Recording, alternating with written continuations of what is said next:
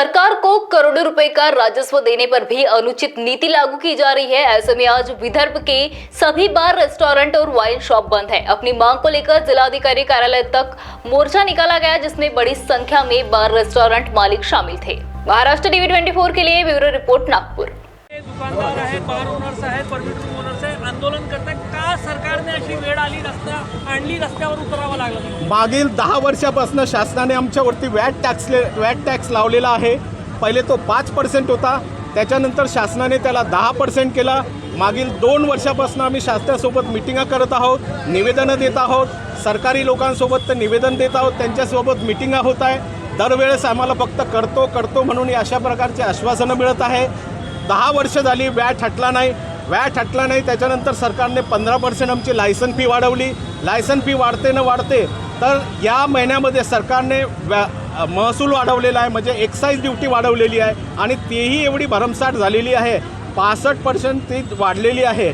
त्याच्यामुळे काय होणार आहे की नंबर 2चा माल महाराष्ट्रामध्ये येणार आहे, नंबर 2मध्ये धंदे वाढणार आहेत, घरोघरी दारू बनणार आहे, लॉ अँड ऑर्डरचा प्रॉब्लेम होणार आहे आणि परमिट रूमचे धंदे खतम होणार आहे। म्हणून शासनाला फी देऊन सुद्धा आमचं कार्य होत नाही आहे। म्हणून आज आम्ही दिवसभर बंद ठेवलेला आहे।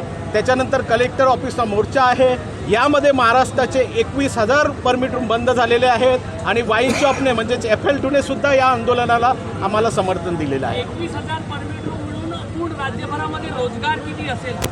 आमच्या परमिट रूमच्या माध्यमातून जो लोकांना रोजगार प्राप्त होतो, म्हणजे एका परमिट रूममध्ये कमीत कमी 15 लोक काम करतात आणि 21,000 म्हणजे 3 से 5 लाख लोक आमच्या या परमिट रूमवरती अवलंबून आहेत। ते प्रत्येक नोकरीमध्ये आहेत आणि त्याच्यावरती अवलंबून राहणारे 3-1 लाख लोक जे आहेत, त्याच्यामुळे त्यांच्यावर सुद्धा संकट येणार आहे। शासन तर नोकरी देत नाही, जे नोकरी देतात त्यांना धंदा करू देत नाही।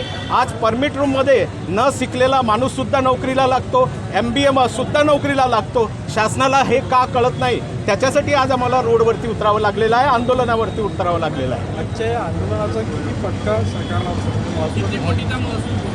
माझ्या मते आज सरकारला पूर्ण महाराष्ट्रामध्ये 40 ते 50 करोडचा फटका पडणार आहे। ही एक्साईज ड्युटीची आहे, लायसन फी वेगळी आहे आणि इतर धंदे वेगळे आहेत।